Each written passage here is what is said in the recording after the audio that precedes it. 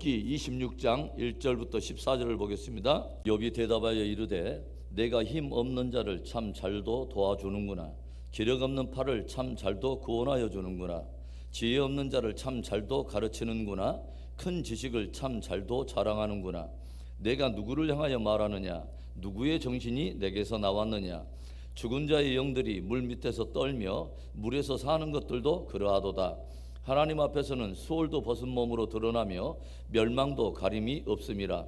그는 북쪽을 허공에 펴시며 땅을 아무것도 없는 곳에 매다시며 물을 빽빽한 구름에 싸시나 그 밑에 구름이 찢어지지 아니하느니라.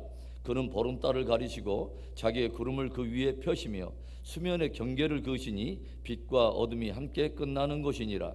그가 꾸짖으신즉 하늘 기둥이 흔들리며 놀라느니라.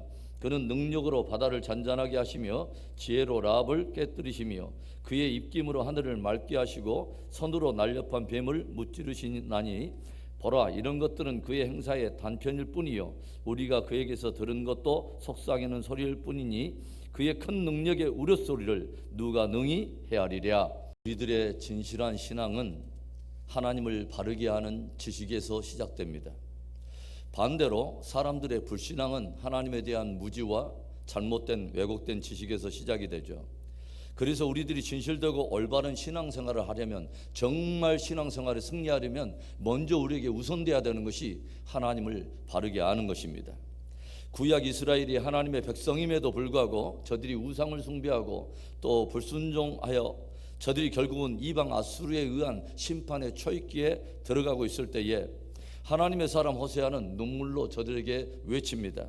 호세아서 6장 3절에 그러므로 우리가 여호와를 알자, 힘써 여호와를 알자. 그의 나타나심은 새벽빛같이 어김없나니 비와 같이 땅을 적시는 늦은 비와 같이 우리에게 임하시리라 하시니라. 무슨 말입니까? 하나님의 백성임을 자처하는 이스라엘임에도 불구하고 오늘 저들이 이방 아수르에 의해서 심판의 직면에 있는 그 이유는 정작 저들이 하나님을 모르며 하나님에 대해서 무지하다고 하는 것입니다. 여호와를 경외하는 참된 지식이 없기 때문에 경외하는 자에 합당한 삶도 없고 또 거기에 합당한 순종도 찾아볼 수 없더라고 하는 것이죠. 오늘 말씀은 고난당한 욥에 대해서 마치 자신만이 하나님을 바르게 알고 있고 자신만 하나님을 바르게 섬기고 있는 것처럼 착각하면서 욥을 정죄하고 비난하고 있는 빌닷이라고 하는 사람을 향해서 욥이 반론을 펼치는 영역입니다.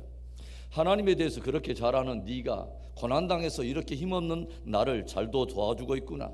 기력 없는 자를 참 잘도 보살피고 지혜 없는 자를 참 잘도 가르치며 큰 지식을 그렇게 자랑하는구나 항변하고 있어요. 4절의 말씀도 보니까 내가 누구를 향하여 말하느냐? 누구의 정신이 내게서 나왔느냐? 한마디로 너는 내가 하나님 앞에 어떤 사람이라고 생각하기에 나를 이처럼 정죄하고 비난하는 것이냐? 도대체 너의 변론은 어떤 정신에서 어떤 군원에서부터 나온 것이냐? 그러니까 욥은 빌닷이 진실로 하나님 앞에서 욥 자신이 어떤 삶과 신앙을 살아왔는지도 모른 채 그리고 하나님 앞에서 어떻게 의를 지키며 살아왔는지 모르면서도 자신을 이렇게 정죄하고 비난하고 있다고 항변하고 있는 것이죠. 그렇다면 여러분, 저와 여러분이 정말 깊이 경외하고 깊이 알아야 할 하나님은 어떤 분일까요? 첫째로는 온 우주를 창조하신 창조의 하나님이십니다. 7절의 말씀, 그는 북쪽을 허공에 펴시며 땅을 아무것도 없는 곳에 매다시며. 여러분, 하나님이 어떤 분이십니까? 하나님은 온 우주에 궁창을 펴시며 수면 위에 무틀 드러나 땅을 펼치신 하나님이십니다. 궁창과 땅은 모든 만물이 생명으로 존재하기 위한 기초 터전과도 같은 것이죠. 하나님께서는 그렇게 궁창과 땅을 펼치시고 그 위에 모든 만물들을 지으시고 그들로 호흡하여 존재케 하신 창조의 하나님이라는 것이죠. 우리들이 사도신경으로 우리의 신앙을 고백하고 있을 때 저와 여러분이 믿는 믿음의 내용을 고백할 때 무엇을 가장 먼저 고백합니까? 전능하사 천지를 만드신 하나님 아버지를 내가 믿는다고 하는 창조의 하나님을 향한 우리의 신앙을 고백하고 있는 것이죠. 여러분, 저와 여러분이 믿는 분은 온 우주 만물을 창조하신 창조의 하나님이십니다. 그런데 바로 그분을 우리는 또한 나의 아버지라고 고백합니다. 전능하신 창조의 하나님이 저와 여러분의 아버지가 되신다고 하는 이 놀라운 신비는 예수 그리스도를 믿는 믿음으로 말미암은 것이죠. 성경은 영접하는 자, 곧 그 이름을 믿는 자들에게 하나님의 자녀되는 권세를 주셨다고 들려줍니다. 예수 그리스도를 믿는 자에게 당신의 자녀되는 권세를 약속하시고 이를 보증하시고 이를 기뻐하시고 인정하신 분이 바로 하나님 아버지시라고 하는 것이죠. 그분의 전지전능하심은 영원히 멸망당할 수밖에 없는 죄인까지도 당신의 자녀요 영생하는 존재로 바꿔버리는 무궁한 생명의 능력으로 드러나는 것입니다. 이 세상에 사는 많은 인생들의 궁극적인 문제를 조용히 살펴보면 자기의 창조주를 모른다는 것이죠. 온 우주의 창조자를 모르는 데서부터 이 모든 인생이 꼬이기 시작하고 창조주 하나님을 모르기 때문에 저들이 가는 길이 모두 안개처럼 오리무중 가운데 있고 마지막 끝이 보이지 않는 것입니다. 그러나 하나님을 알고 깊이 경외하는 이들은 분명히 알고 있습니다. 자신들이 창조주 하나님의 주권 아래 있다고 하는 것을 분명히 알고 있다고 하는 것이죠. 자신의 모든 삶과 모든 길이 창조주 하나님의 주권 아래 있다고 하는 바로 담대함이 있다고 하는 것입니다. 그리고 예수 그리스도 안에서 영생을 얻었다는 것을 알고 있고 오늘도 영생으로 이어지는 또 영원한 영광으로 이어지는 복된 길을 걷고 있다는 것을 분명히 확신하고 있다고 하는 것입니다. 당신의 전지전능하심으로 온 우주를 창조하시고 저와 여러분을 구속하시고 영원까지 우리를 이끌어 가실 신실한 하나님을 경외하며 그분을 영화롭게 하는 복된 삶을 사는 저와 여러분 되기를 주의 이름으로 축원합니다. 우리가 진실로 또 깊이 알아야 하고 경외할 하나님 어떤 분일까요? 둘째로는 온 우주를 감찰하시고 보존하시는 하나님이십니다. 6절의 말씀, 하나님 앞에서는 수월도 벗은 몸으로 드러나며 멸망도 가림이 없음이라. 우리들이 정말 깊이 알아야 되고 정말 경외할 하나님은 모든 만물을 창조하실 뿐만 아니라 깊이 감찰하시고 보존하시는 하나님이십니다. 하나님은 모든 만물을 지으신 후에 지으신 모든 것을 제멋대로 방치하시거나 내버려 두시는 그런 무책임한 분이 아닙니다. 신실한 창조주의 하나님은 자신이 지으신 모든 만물을 깊이 감찰하시고 섬세하게 보존하신다고 하는 것이죠. 오늘 욥은 하나님 앞에서는 수월도 벗은 몸으로 드러나게 되고 멸망도 결코 가려줄 수 없다고 들려주고 있어요. 수월은 죽은 자들의 세계, 어둠의 세계를 일컫는 말이고 멸망은 죽음 이후의 세계를 말하는 것입니다. 한마디로 어떤 영역도 하나님의 시선을 피할 수 있는 것이 없고 하나님의 주권이 미치지 않은 영역은 한 곳도 없다고 하는 것이죠. 다윗은 시편 139편에서 하나님에 대해서 이런 놀라운 고백을 하고 있어요. 시편 139편 7절부터 10절의 말씀, 내가 주의 영을 떠나 어디로 가며 주의 앞에서 어디로 피하리이까? 내가 하늘에 올라갈지라도 거기 계시며 수월에 내 자리를 펼지라도 거기 계시나이다. 내가 새벽 날개를 치며 바다 끝에 가서 거주할지라도 거기서도 주의 손이 나를 인도하시며 주의 오른손이 나를 붙드시리이다. 다윗은 내가 하늘에 머물지라도 그리고 심지어 수월의 자리를 펼지라도 하나님이 그곳에서도 나를 감찰하신다고 고백하고 있어요. 내가 바다 끝에 거주할지라도 나를 감찰하신 하나님은 거기에서부터 나를 인도하셔서 나를 붙드심을 확신하며 고백하고 있다고 하는 거죠. 어디 그뿐이겠습니까? 하나님은 각 사람의 또한 중심을 감찰하십니다.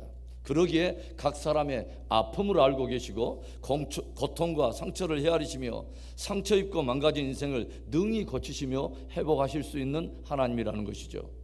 인생들 뿐이겠습니까?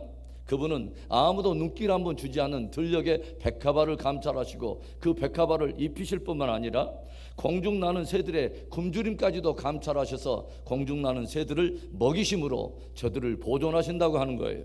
여러분, 이렇게 감찰하시고 보존하신 하나님이 우리와 함께 하신다고 하는 것이 저와 여러분의 신앙에 어떤 영향을 미칩니까? 그분 앞에서는 속일 필요가 없다고 하는 것이죠. 있는 그대로 정직하게 연약함을 아뢰 수 있고 그분의 도우심을 구할 수 있다고 하는 것입니다. 그리고 정말 저와 여러분에게 복음이 되는 사실은 바로 그분은 우리들이 그분의 도우심을 구할 때 그 간구와 기도를 기뻐하신다고 하는 것입니다. 그분은 모든 것을 감찰하고 하시는 전지하신 하나님이면서 또한 전능하신 하나님이시기 때문에 그 하나님은 능히 우리를 바르게 인도하시고 능히 우리를 도우시는 하나님이십니다. 사랑하는 여러분, 오늘도 우리들을 깊이 또 섬세하게 감찰하시는 분이 계십니다. 그리스도 예수 안에 있는 우리들을 더욱 사랑하심으로 우리를 보존하시는 분이 계십니다. 일마다 때마다 수시로 하나님께 나아가 간구하며 그분의 풍성하신 도움과 은혜를 경험하는 복된 저와 여러분의 하루가 되기를 주의 이름으로 축원합니다. 우리가 진실로 깊이 알아야 하고 깊이 경외해야 할 하나님, 어떤 하나님이실까요? 셋째로 온 우주를 다스리는 하나님이십니다. 오늘 욥은 전지전능하신 하나님은 당신의 주권으로 온 우주를 다스리고 계신다고 고백하고 있어요. 10절의 말씀을 볼까요? 수면의 경계를 그으시니 빛과 어둠이 함께 끝나는 것이니라. 하나님은요, 모든 만물을 창조하신 분으로서 그분이 다스리는 모든 영역의 피조물들이 거주할 경계와 연대를 정하십니다. 궁창의 경계를 정하시고 궁창에 운행하시는 모든 행성들의 주기들을 경계를 정하시고 땅의 경계와 바다의 경계를 정하시고 나라와 민족들뿐만 아니라 각 인생들이 살아야 될 거주할 경계와 연대를 정하십니다. 엄청난 세력을 가진 물결도 하나님께서는 정말 하찮게 보이는 모래들로 경계를 정하여 절대로 그 선을 넘지 못하도록 주님은 다스리시죠. 12절과 13절의 말씀, 그는 능력으로 바다를 잔잔하게 하시며 지혜로 라합을 깨뜨리시며 그의 입김으로 하늘을 맑게 하시고 손으로 날렵한 뱀을 무찌르시나니. 하나님은 거센 바다를 다스리십니다. 그리고 오늘 보니까 라합이라고 하는 단어가 나오는데 이것은 고대 근동 신화에 나오는 바다 괴물의 이름입니다.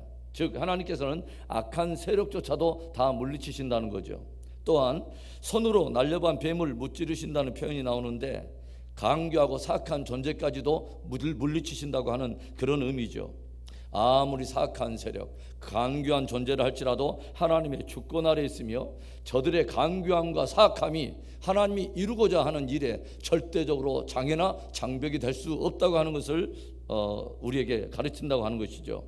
그래서 하나님은 전지전능하신 하나님이시며 온 우주를 당신의 뜻대로 다스리는 참된 왕이요 통치자가 되신다고 하는 것입니다. 모든 완악함과 강귀함 자체도 하나님의 선과 의를 거스릴 수 없으며 전능하신 하나님의 선한 뜻을 이루는데 절대로 장애가 될 수 없다고 하는 것이죠.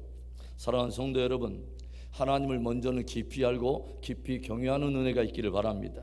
그리고 크신 하나님, 그 놀라우신 하나님이 붙들고 있는 저와 여러분의 견고한 위치, 그리고 완전한 보호와 보장을 여러분 확신할 수 있기를 바랍니다. 온 우주를 창조하신 하나님, 온 우주를 감찰하시며 보존하시는 하나님, 그리고 온 우주를 다스리시는 하나님, 오늘도 그 하나님 안에 거하심으로 담대히 우리가 믿음의 행진을 하며 끝까지 승리하는 복된 하루 되기를 주의 이름으로 축원합니다.